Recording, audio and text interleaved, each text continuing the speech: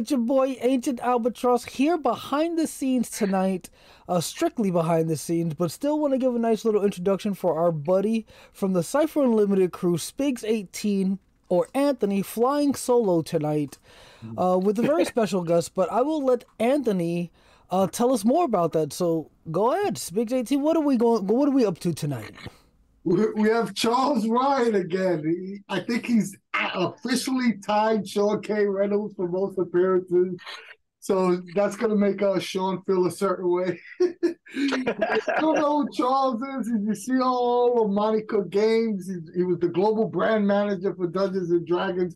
He worked for a ton of other great companies. He's an icon in gaming at this point. Charles, welcome back to the CU. We're so happy to have you here again. Yeah, thanks for having me. Glad to be here. Before we even get started, Dean was running late and he couldn't make it in time. So, Dean, we love you. Hope you get home safe and hop in the chat and we'll get to ask Charles some questions together that way, I guess. But yeah, we have a packed house here, and I'm sure everyone's excited. MCG has been really blowing up. Let me tell you, you guys are on fire right now. Like I put on Twitter, we want to know that secret sauce that MCG has going on because you guys are really doing great things. You have a fantastic year going on so far. You're really killing it. You just finished a successful back-a-kick project with over 700,000 raised, 4,500 backers. The Adventures in Cypress system. Are you pleased with how it went? And with all the great books and accessories that your guys funded, what book are you most excited for? All right, so that's two questions. Are we pleased with how it went? Yeah, we could not be more pleased. It's our fourth biggest, I think. And if you take out Old Gods, which is in its class by itself, right, it's like our third biggest. And for something that isn't built around like Invisible Sun or a new slipcase set with 2 core books for Numenera or some other giant tentpole, it's a phenomenal result. We could not be happier with it. It was really, really exciting. So really happy about that. What book am I most looking forward to? Normally it would be a really, really easy one. Post-apocalyptic is my favorite genre. I run post-apocalyptic campaigns that I really enjoyed. I did Hell on Earth for Deadlands. I was brand manager for Hell on Earth for Deadlands at Pinnacle way back in the day. I love that genre completely. So it would be really easy to say like, oh yeah, Rust and Redemption, totally my most looked forward to book. But we are doing a Cyber System Bestiary, which I've wanted for a really long time. So very excited about that. We're doing a starter set that I'm pretty excited about because we have some pretty cool ideas about how that's going to come together. We've got all these beautiful deluxe books. We've never done a deluxe CSR. And the CSR is probably, Cyber System Rulebook's probably the book that I use the most, the MCG book that I use the most. So pretty excited about having a deluxe version of that in my hands in the not too distant future. And the beginner box, the box set, that's going to be freaking phenomenal. Like, yeah. I'm using, everyone knows I'm the bestiary guy. I've been promoting that for years now. But the beginner box set, it's really intriguing to me, especially when you guys mentioned that it was going to have multiple genres in it. And now I'm even more fascinated to get my hands on that product because I think it's going to be really, really cool.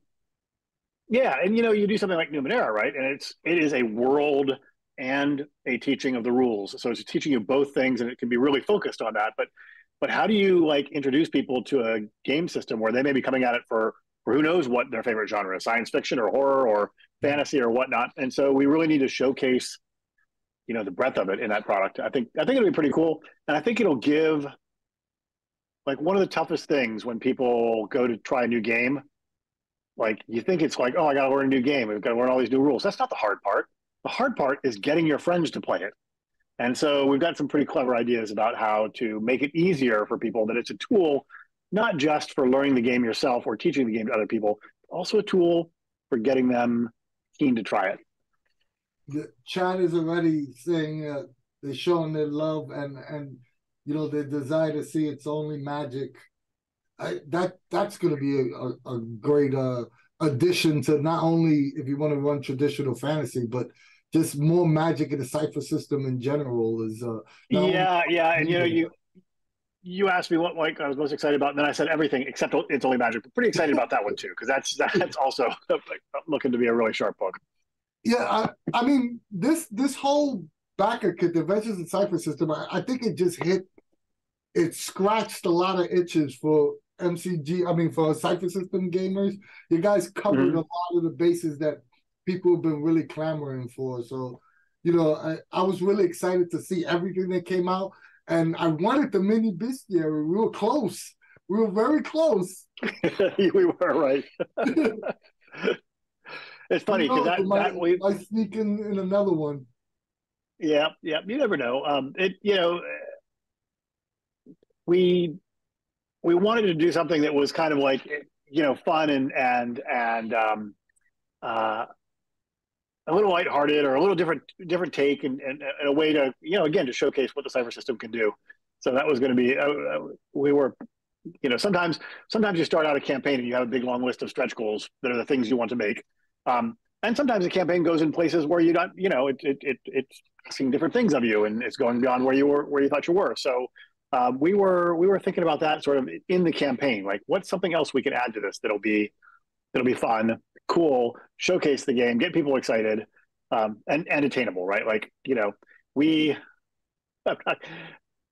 I wasn't there for this, right? I didn't make this happen, but the final, oh, we'll never make it, but let's throw out their stretch goal for Numenera was a movie, and so we always have to be a little bit careful about like those spur of the moment stretch goals to make sure that they are something that you're going to be able to make happen. It's not as Unfortunately, we were able to make the movie happen, and it was really cool. It was short film, but a really neat short film. But Dean has always been clamoring for a Numenera Netflix special or Netflix series.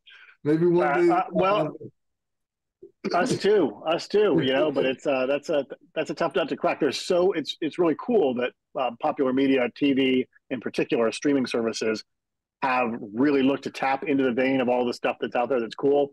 But there is a lot of cool stuff out there, so they've got a lot to choose from. Dean just joined chat. Sorry we missed you, bud. Happy you're here, though. Hi, Dean. Hope things are going well. I know this is really early in the process, but I'm just going to ask it anyway.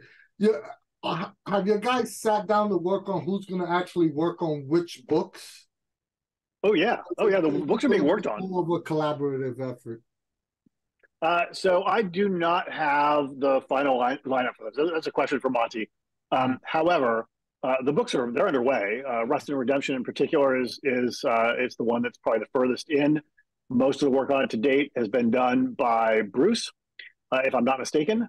I could probably double check that to make sure I'm not telling any lies, but I'm pretty sure that's the case. I don't know what the division of labor will be for them going forward.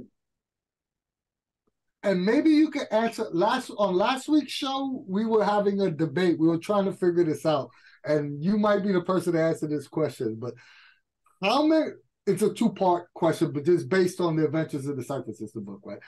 All right. How many adventures are you estimating are going to be in this book? And are they going to be full-on adventures like the 10-year anniversary book? Yes. I think our anticipation, I'm trying to remember where we got to in stretch goals on that one, but I think we're talking about 10 adventures across a number of genres. And as we teased, there will be a little predation content in there, a little strange content. Yes. I mean, the great thing about Cyber System is it's all strange content, but maybe a little specific content for the strange. But I think, they should all be solid, like 15-ish page adventures. And there will be something in the vicinity of 10 of them. Don't make any of that be a promise, because I'm on vacation this week, so I actually haven't thought about any of this stuff for the better part of a week. So if anybody's expecting me to be making promises, For the record, Dean was right. I am a man of my word. When I am wrong, I will state it, because I thought it was going to be more the 6 to 7 range, and Dean was saying 10. But yep, Dean, you're right. Yeah, I think we started off in that range, but then we had, I think, 2 stretch goals that made it bigger and made it a hardcover. So it's got a lot of content. like always, guys in chat, if you have any questions for Charles, we're going to ask them at the end. Just post your question, preface it with the word question so Al will know. So he'll cut and paste it on a document and we'll ask all your questions for Charles. So yeah, if you guys feel free, ask Charles on whatever you like. Just preface it with the word question. So moving on with all the craziness, right? Having this massive crowd project going on, Monte Cook Games still managed to give us some other great news. The Cypher System Primer and Adventure Castaways, right, was released on Roll20. Castaway Adventure you wrote. That's true, yeah. Do you plan to release any other books or adventures on Roll20? And do you have plans for other VTTs in the future? This is a highly asked question all the time. Yeah, so the answer is yes to both of those. We actually intend to roll ultimately, like, you know, it's going to take a long time, but ultimately we'd like to get everything onto Roll20. And then Roll20 is the thin edge of the wedge as we develop our competencies and really kind of understand what the marketplace wants better and get better at it. Then we'll look at other platforms as well. Absolutely. You know, I mean, to be completely 100% frank with you, most of us internally are not big VTT users, right? Like I run online all the time. I use Slack for our text and Zoom for our face-to-face. And that's how we do things. And I'm competent in Roll20. I have used it many a time, but I don't use it enough to be an expert of what the hardcore users really want. And there really isn't an awful lot, like various people to various degrees have an understanding, but I would say there are no power users of VTTs within the MCG walls. So that's part of what's taken it a little longer than I would have liked, because we first talked about doing this back in the Heroes of the Cypher System campaign. We said we were going to do it, and we did work on it, and we got some stuff up and made some progress on it. But like, we really wanted to make good on that promise and put the pedal to the metal a little bit, make it happen a little bit faster and more robustly. And so that's what's been happening. I'll flat out ask it. Is the Cypher System core rulebook or the Discovery and Destiny ever fully make it onto Roll20? Where we'll be able to purchase those books directly from Roll20? Yeah, maybe. I got to be careful about being too specific. I think we're going to focus initially on adventure content, and particularly now that we got the rules primer up there. But then as time rolls on, you know, can expect to get more and more on there. Yeah, that'll be awesome. Also, so we should expect some more adventures. I'm actually gonna. I was just setting up Castaways on Roll20. I've run it multiple times already, but it'll be cool to put it on Roll20 and then play with some people on the server. That'd be really cool. Now that Stealing Stories for the Devils and Path of the Planebreaker has been out to the backers, and if you don't have it, it's open to purchase everywhere. You could go to stores or you could go to online store. Right? How are the rest of the products from that respective of crowdfund projects progressing? Are there more books that we're waiting on? And do you have any information to share? So here's just sort of an overview of where things are. For the Planebreaker campaign, we still have the Cypher System character options, which is like just about to go to press. It's pretty much all wrapped up. And the Bestiary is in layout, if I'm not mistaken. So those books are very close to going out to backers. So that's where that is. From the Stealing Stories campaign, we have the Devil's Dandy Dogs, which is a really, really fun little story game. It's just, it's really fantastic. I cannot wait for that one to get into people's hands. That's going to be a little bit, that's also heading off to press pretty soon. It's in the latter stages of layout. But that's done overseas. Our books are done here in North America, but our box games are done overseas. So it'll be a bit longer before we see that one in people's hands. But super excited about that one. And then, Old Gods is the next really big one. And that is not going to be out in March as we had intended as we put that game together. It's going to be late. It's going to be a small single-digit number of months late. So 2, 3, 4 months late, something in that vicinity. We do have a heads up from our printer that the scale of this project is probably going to create some difficulties in the production phase. so things are not going to go as quickly as we would like in the production phase, as quickly as most of our books go. Again, that's mostly has to do with deluxe features and the very large numbers of these books. But we'll probably have some more details on that in our March update for the Kickstarter backers on where that is. But that'll be out. It's not too far down the road for us. We're all really, really, really excited about getting that book out there. And that project isn't a book; it's a book and a player's guide and a GM screen and a tin and a plush animal and dice and a dice tray and character portfolios, the GM's journal, and all of those things are progressing along. Some of them are very far along. So we actually have already got the dice tray in. I think the dice might come in while I'm off on vacation this next week. They're not very far away. Tin and the plush here well along. Almost everything that I listed is either in layout or heading into production or in production. So there's a lot of stuff for that campaign. Old Gods Not Only it's a fantastic podcast, but I'm really excited to see what Shauna is doing, and I know Tammy helped Shauna out a lot with getting the feel. Yeah, Shauna, Dominique worked on it a lot. Sean put some work into it as well, and Tammy as well. So yeah, it's different people worked on different parts of the book, brought different elements to it. I just read the 1,500 words ish that Tammy wrote about. Like, this is just a little mundane, like, a little side thing, but she wrote like this piece on clothing in the 1920s and 1930s in Appalachia. And I'm like, I've been running Call of Cthulhu for 40 years. I would have loved to have had this article, 35 years ago. That's awesome. So there's lots of good stuff in this book. Yeah, I'm excited to get my hands. I want to go back a little bit. You mentioned Devil's Dandy Dogs. Could you explain exactly? I know it's a pseudo card game. Is that correct? Could you explain a little bit of how it's sort of played? So it's so in the Devil's Dandy Dogs, you play. Everybody's a dog. You're a magical dog, a hellhound, if you will, a beast who works for the devil, and your job is to go out and get souls that people have bargained to the devil. You're the collectors of that process. And not always, that sounds kind of nefarious. It's not always bad. These are all people that have made agreements and they get something from it, and it's not necessarily, you're not on the side of the Judeo-Christian bad guys in this.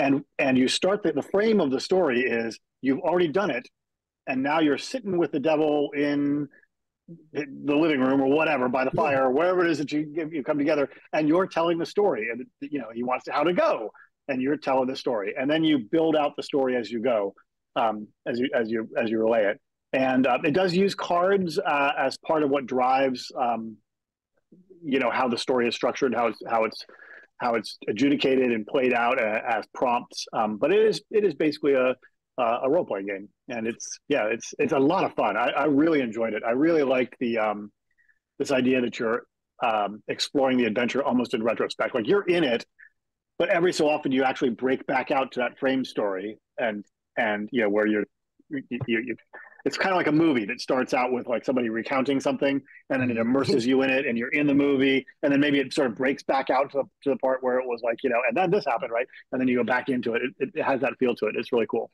Yeah, it sounds really cool. Is it connected in any way, like either mechanically, to Stealing Stories? If anyone that hasn't played Stealing Stories, that is a phenomenal game. And the deluxe edition, even if you don't want to play Stealing Stories, the deluxe edition is any GM's must-have toolkit. It has like a quadrillion maps, much to help any GM. But is there any connection between the two? Thematic, just sort of thematic, and we have, that campaign also funded another game which will probably get released in PDF format at some point, but it exists in print within the deluxe version of the Stealing Stories, which is Who the Devil Are You? And now we're down to the theme being pretty much just the name, but regardless, that carries that theme through. It's basically the mechanics of Stealing Stories without the element, without its frame story, and without the element of being able to change reality. So you create adventures in that same way, spontaneously with the GM and the players, and then you play the adventure, and it can be anything, any genre. Oh, that's fantastic.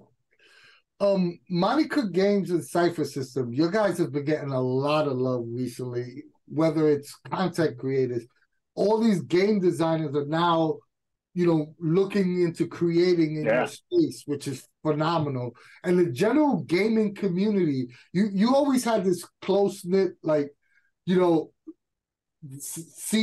and a bunch of other lovers of Cyber System, but now it's expanded into, so many others of getting their fresh eyes in Monte Cook Games and what your guys do, right? As the CEO of the company, how do you manage or plan to keep this momentum going? So that's a great question. I mean, this has its seeds to a certain extent in the OGL crisis in January, right? So all of a sudden there were hundreds of thousands of gamers saying, "Oh my God, what else is out there? I've decided I'm not keen on being a D&D fan any longer, or whatever." And I think games across the spectrum were getting a lot of increased attention. But it just so happened that for us, we had all these irons in the fire, things like the Cypress System Open License, which we launched last summer, and which it was our intention to begin rolling other books into it. Things things related to the Adventures in the Cypher System campaign, which was already planned to launch on the 31st of January, going all the way back to like last November, October. So like it all just sort of, the timing was really great, where we had opportunities, things already in the works that we could use to get people's attention for the Cypher System, and really, really call out that this is a game that if you give it a try, you're going to love it. You're going to be able to do anything you want with it. So it was fortuitous that the time when we had all these, like the time where this enormous opportunity arose, happened to be right at a time when we were really ready to sort of, to grab it. So a couple things got sped up, right? Like we didn't know exactly when. We knew we were going to get more books into the Cypher System Open License, the white books, the genre books, so the rules content from Stay Alive and We Are All Mad Here and so on. We knew we wanted to roll that into the Cypher System Open License, in 2023, probably the first half of 2023. Hadn't quite made our, exact dates. We weren't working that to deadlines because, it wasn't like a book that we have to get to press and get out on an announced street date.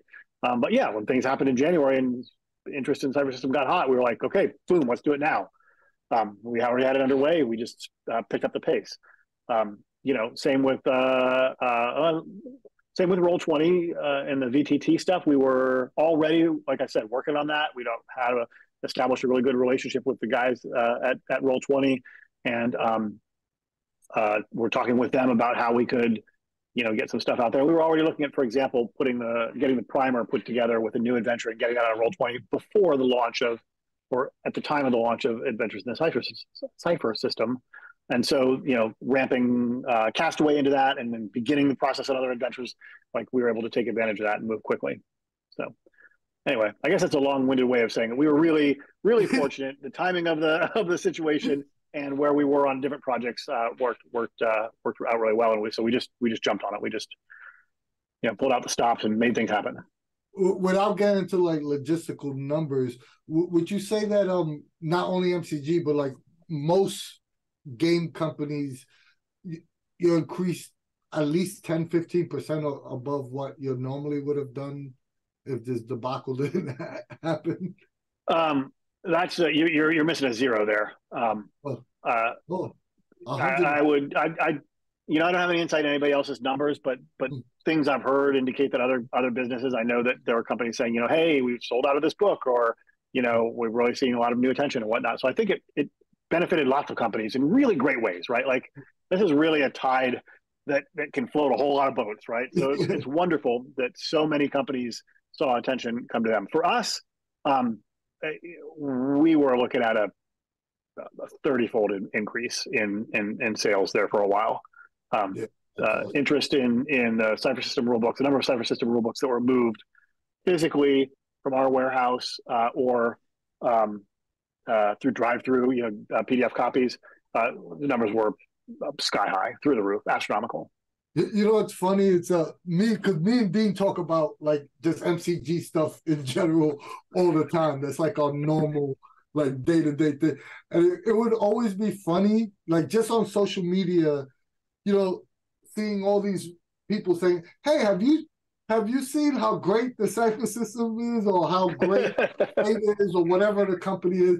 And me and Dean always like, "I've been saying that for 5 years. This is like the best game ever."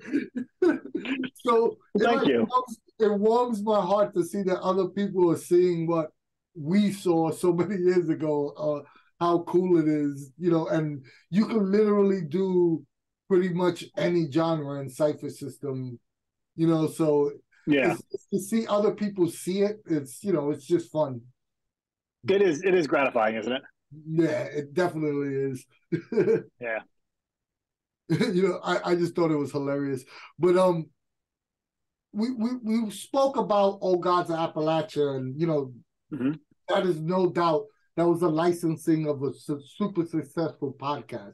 But you just recently announced that you'll be adapting another really successful podcast to a TRPG, the Magnus Archives by Rusty Quill. Yeah. How did that licensing deal come together? How did that come together? So we'd worked with the folk at Rusty Quill in the past to support some of the, do some marketing with them, do some advertising on their shows and whatnot. So we had dealt with them in the past. They're great guys. They're over in the UK. Tam is a fan of the Magnus Archives. Monty is a fan of the Magnus Archives. And I'm not sure I remember how it all came together, to be honest. Yeah, I'm pretty sure they came to us and asked if we were interested, and we said yes, and they said okay. I think that they were kind of like looking at a couple different options early on, and we were one of them. And when they came to us, we said this is what we would do, and they were like, okay, cool, that sounds great, and they picked us. So one of the great things about having the system designed the way it is that it's very easily adaptable. You guys don't have to change much mechanically in order to pick up all these great genres and all these great settings. So go ahead. Yeah, I was just say that is absolutely a strength of it, and as a GM myself who has run many different genres, is definitely the truth. Now that said, it's also very easy to adapt, right? And so if you have things that you want to do that are unique, that are sort of specific to the genre, I mean, you look at how the rules work differently in Predation, where you have the companion rules, or the Strange, where you have this ability to change out your focus. You can make pretty substantial changes to the rules and still be using the core of the Cypress system, but make something that's pretty unique. And I call that out because I've not seen one single word of actual designed text. I don't know how far along he is, but I do know that Monty is considering some pretty significant, like it wouldn't just be a straight up, like we've made some new foci and new descriptors and new types for this game, and here's a few new pieces of equipment. I think he's looking at some things in the rules. I don't want to get ahead of him and again make any promises. I'm on vacation. I don't know what's going on. But I think he's looking at making some subsystems that work within the system that are unique to it, and make this a cyber system game, but also a unique game. Without going, could you explain to our audience that may not know the setting, a little bit about the setting?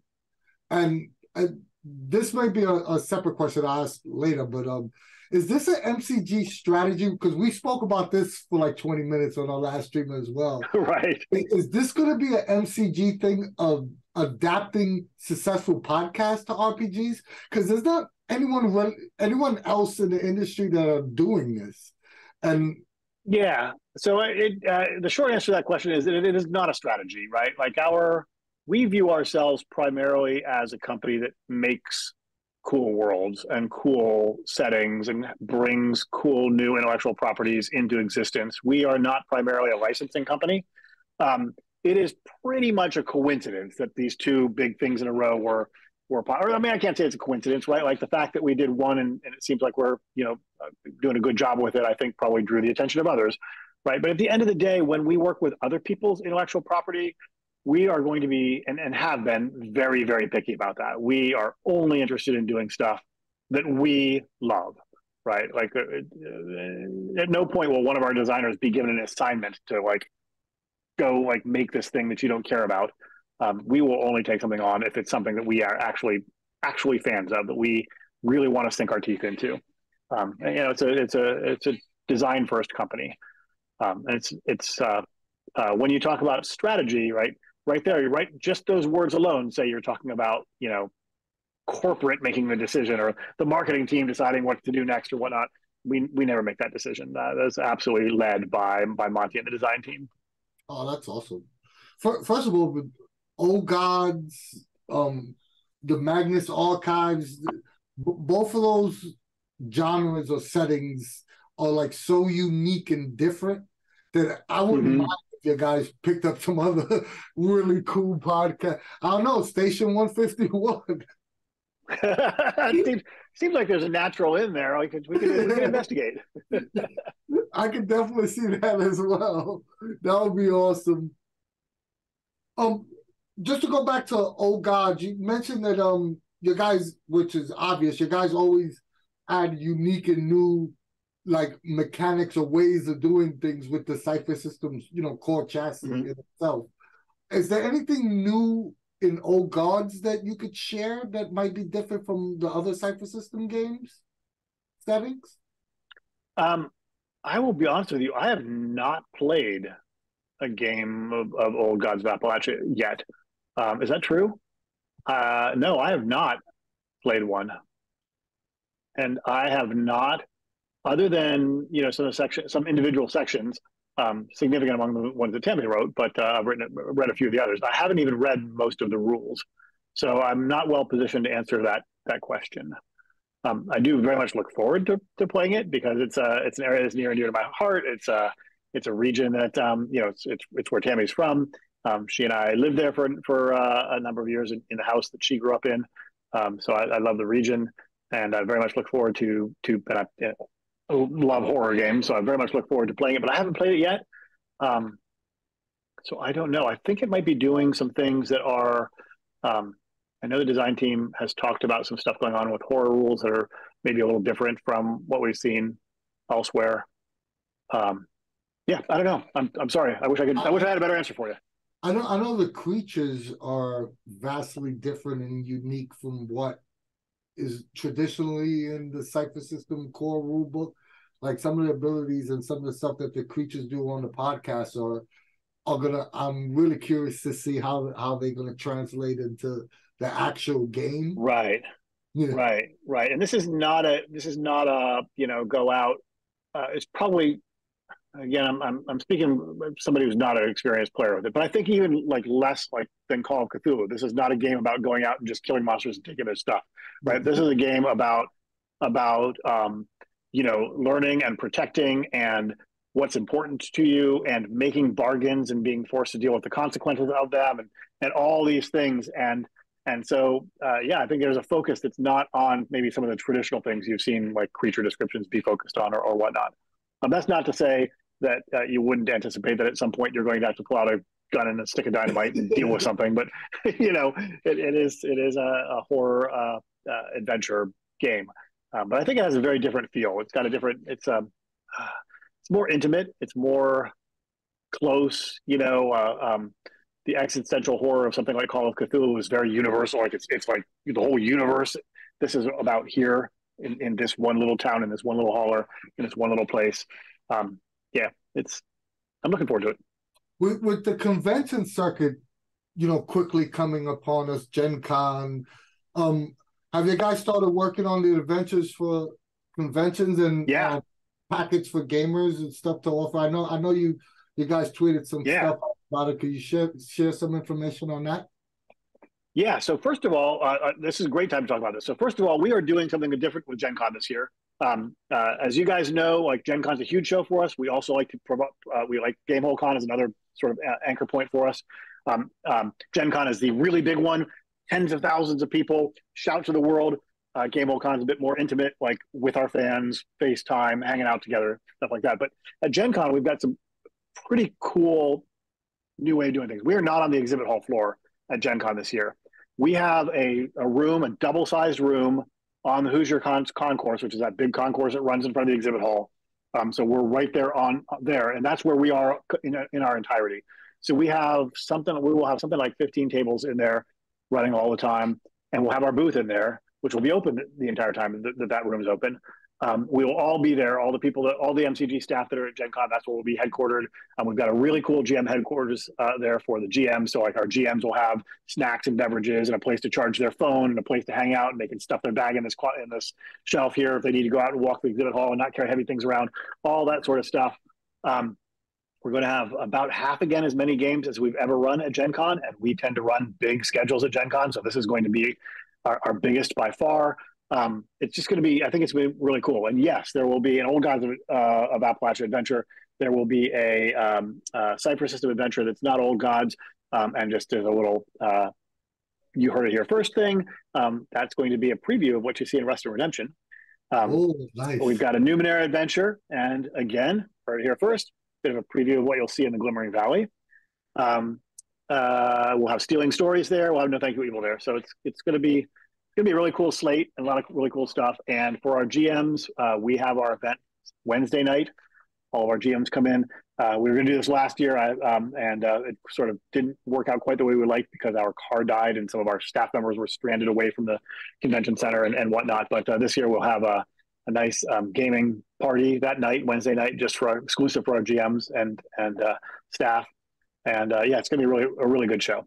Yeah, for anyone who hasn't either been to a con and seen the way MCG sets it up or hasn't run for MCG, as someone who's done it many times,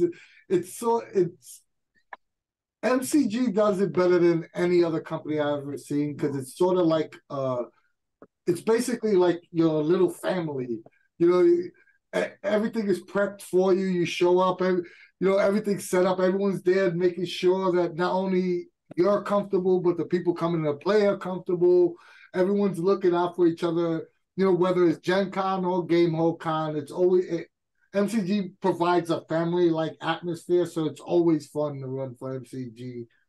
So we have such a great community that contributes to that. That makes it. I mean, it's a really. You're going to be in a big room in a convention center with a group of people for 4 days. Like, there couldn't be a better group of people to be with than the sort of the leaders and the most influential people in this community, because they're just such wonderful people, and they really do have the passion for the games. Like, they really want the gamers who come in to play a game to have a great time. They support each other, and it is a lot of fun. Yeah, and you, like I said earlier, you provide us with all the tools we need to provide an excellent adventure. So it's win-win for everyone. Winners for the players, winners for the GMs, winners for MCG. It's just a great time all around. Absolutely. And if I can shamelessly plug at this point, I will say, if there's anybody that's listening that is not signed up to GM at Gen Con, thinking about going to Gen Con, conventions@montecookgames.com. Drop us a line and we'll get you in there, because it's like I said, we have half again as many games as we've ever run in the past, and so we've got a lot of game slots to get GMs for. Now, that said, I think probably more so than any previous year, we've got a huge number of people that are keen to do it. So I think it's going to go really well. It's going to be. Yeah. I'm so looking forward to the show. Fast too. If you're looking to be a player, just go and sign up, because the games usually fill up quickly, especially on the Friday, Saturday, Sunday games. So yes, yeah, the games, we usually sell out our games. We've never run an amount so large that they weren't selling out in advance. Now, that said, every table's got 6 seats for players, and every single one, there's somebody that doesn't show up. They bought a ticket, they don't show up. So if you didn't sign up for games, drop by the room. You never know what you can get into. Before I get into it, we have a lot of questions from the chat, which is fantastic. Thank you so much, guys. And this probably be the last call. If you have a question for Charles, preface it with the word question, and I'll copy and paste it onto our sheet. But give us some of the inside information, Charles. You got any scoops, anything you want to share with the Cypher Unlimited community that perhaps we hadn't talked about? Like I said, I'm on vacation this week, so my brain is in that space. Are you doing any gaming while on vacation? We are going to do a bunch when we're down in Florida. So far this week, I've been doing some gardening. I've been doing some home repair. I've been doing some reading. Watched a lot of TV. But yeah, absolutely. Once we're going to do a whole bunch when we get down to Florida. Oh, that sounds awesome. Yeah. So Yeah, it's going to be a bit on the quiet side. The next little, like, we just came out of a big crowdfunding campaign. Got us, actually a whole bunch of people on vacation this week, more or less by coincidence, but it's the way it's worked out. And yeah, just watch this space. Definitely. Now I'm going to start asking some of the audience questions. Ask your questions, Bridgekeeper. I am not afraid. Samuel Kaufman asks, "Hey Charles, I have a question for you. Do you know if or when MCG will be hiring people?" We do not currently have any plans to hire. We are pretty satisfied with the staff where it is right now. Things do change, expectedly or unexpectedly, but as it currently stands, we are not. We're not looking. We don't have any openings. Digital Dreaming asks, "Is it possible to still get in on the most recent backer kit for the limited book?" Yes. So I presume they mean Adventures in the Cypher System.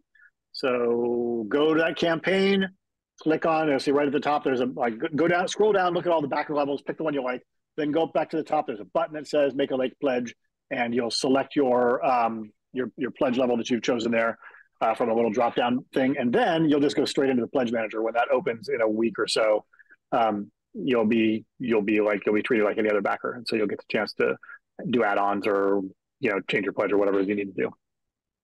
All right, Key Bounce. So, yes. Key Bounce has a pretty long question, and I'm not sure. Okay.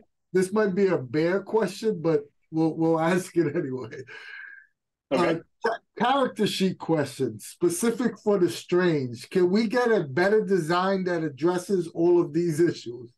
Some skills are core character purchases and exist in all forms or worlds. Some comes from powers or world specific. We need 2 separate sections or skills and abilities. Now you know why I said this might be a bear question. Yeah, that is in fact a bear question, but I will say I'm not aware of any immediate plans to go back and redesign that character sheet. So far my recent question has all been like, no, you cannot have that. So ask me a question where I can give people a happy answer. Yeah, okay. And sorry guys, I don't mean to be so, you know, no, you may not have that. Cypher Jack, speaking of genres, I'm sorry. Let me go back to this. Okay. Speaking of genres, is there a genre that MCG hasn't tackled yet that you will be excited to see done? Avoiding spoilers if necessary, of course. Yeah, absolutely. The one that comes right to mind is like Cyberpunk. I think that'd be a category that'd be kind of would make a cool genre book.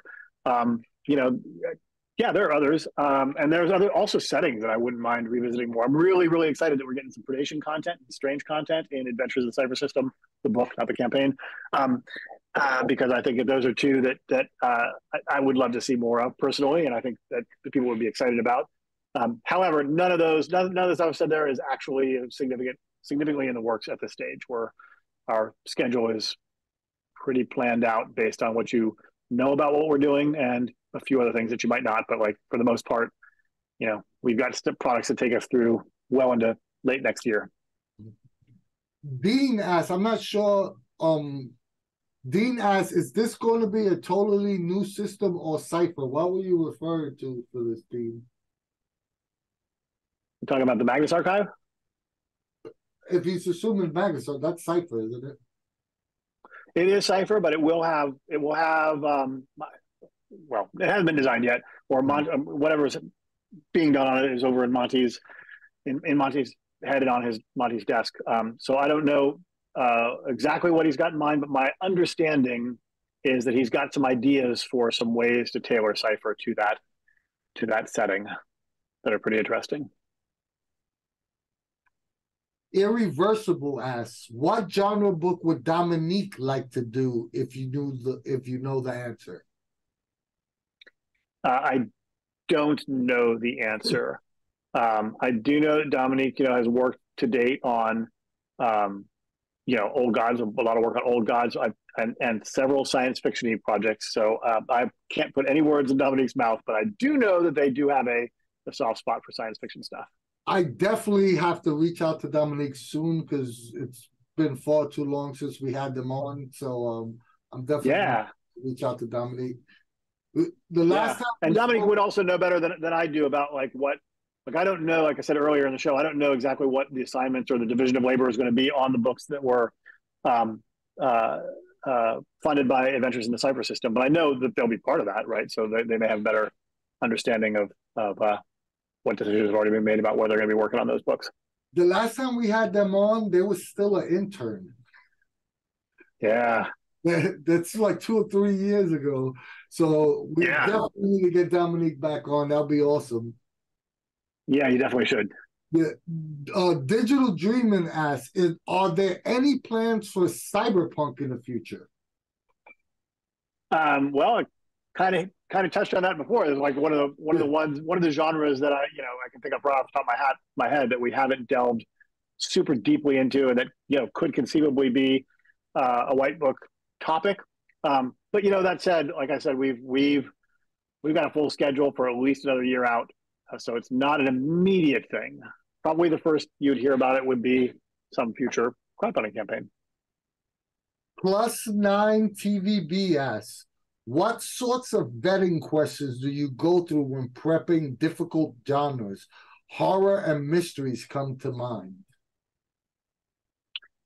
What sort of vetting questions? I guess this is session 0 type question, I would assume. Yeah, so I mean,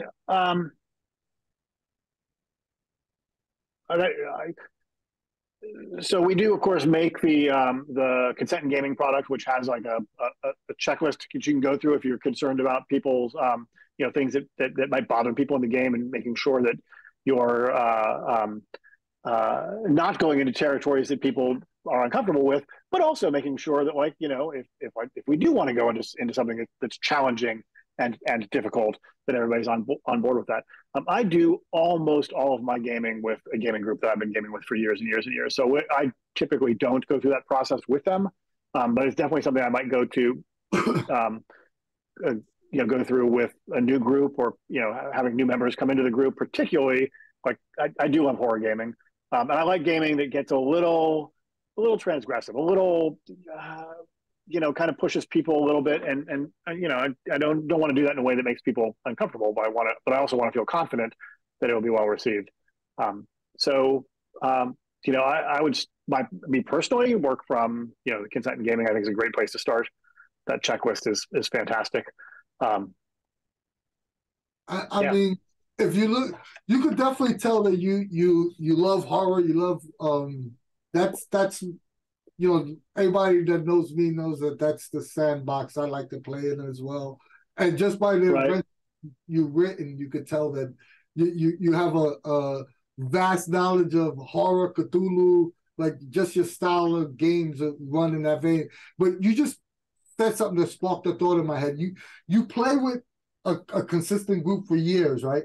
Has there ever been a chance, a time where you might have brushed that edge that even with someone that you've been gaming with for a long time that you had to have a side discussion? Because I'm always curious about stuff like that as someone who runs a lot of horror myself. So I feel like the answer is yes. However, I'm not coming up with an answer. I'm not coming up with a specific example right now. Yeah, I think that has happened. But not recently.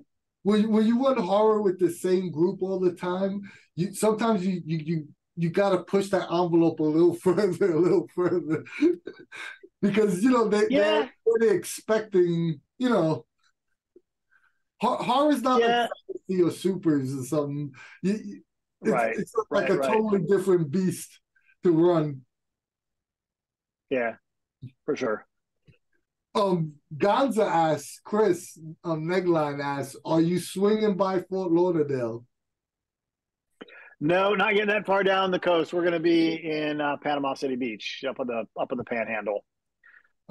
Love to be down there anytime I can, though. It's politics aside, Florida is a state I really love.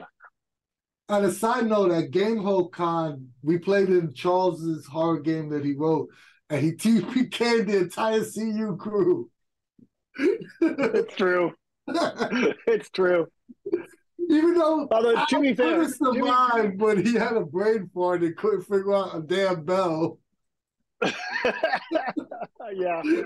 No, to be fair, I started out the evening with a warning that this is going to be kind of, like, had the potential to be kind of like a horror movie, where the characters drop off over the course of things. I think you guys all pretty much made it to the end, and then it was fantastic. But I knew that bell was important. You mentioned it like 4 times. I was like, oh no. Everyone died except 2 people made it to the end. It was Latia's fiance and Al, I think, were the last 2 that survived. Yeah, Chris and Al. Yeah. It was great. Yeah, Dean committed suicide. He gave up himself for everyone. Yeah, that was a hell of a fun game. Are you writing that out? Because that game was fantastic. I haven't gone back to it, but yeah, I think I would like to. I think I enjoyed it, and it had its own little setting, which I think I'd like to grow a little bit as well. Really different. It was Gothic. It was a ton of fun. But I think enjoyed it. All the questions from the audience. Thank you so much.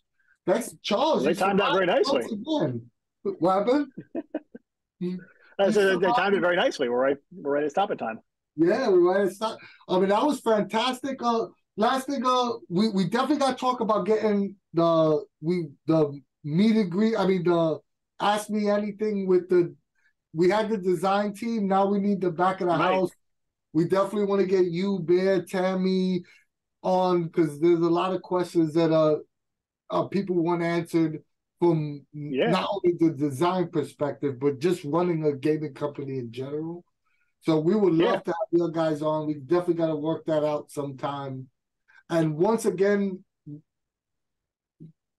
you go above and beyond. Not only you, Charles, but the entire MCG crew go above and beyond. Anytime the CU needs anything, anytime the Cypher system in general community, your guys are always willing and able to help us out. You were so gracious in the giveaway. You gave us all the great things. I just want to say thank you, thank you, thank you. We love you guys. We really appreciate it. It was, it's awesome. We love everything you guys do, not only for the CU, but for the entire community as a whole. Well, right back at you. We love you guys too, and you guys do wonderful things for the community and for the games. And I was saying before about what a great community we have, but you guys are at the heart of that. No, thank you so much. If you like us and you like what we do, join the Cypher Unlimited Discord server for all things Monte Cook Games. We have well over 4,000 members and growing. You can talk about games, play games, post games, or just chat about your favorite MCG games, and we'll love to have you. But if Discord's not for you, join our Facebook group. It's not as big as our Discord, but it's actually rapidly growing. We almost had 1,000 there as well. And there's great conversations being had there as well. Our videos are always free, but you can help us out with a subscription. If you sub here on Twitch or give us a follow, it'll be greatly appreciated. Or go to our YouTube channel and like, share, and subscribe there as well. We're like 10 away from 1,200, I believe. So the more people that go to our YouTube channel, sub there, we really, really, really appreciate it. Or go to our online store and pick up some cool Cypher Unlimited merch like this hat I got on. Or give us a little donation on Ko-fi. Like I said earlier, our videos are always free, but it helps us out with little things like Zoom quotes. Last but not least, we love you guys. And thank you so much again, Charles. We really, really, really appreciate it. Thanks for having me. And from us at the CU, we will see you later. Bye, guys.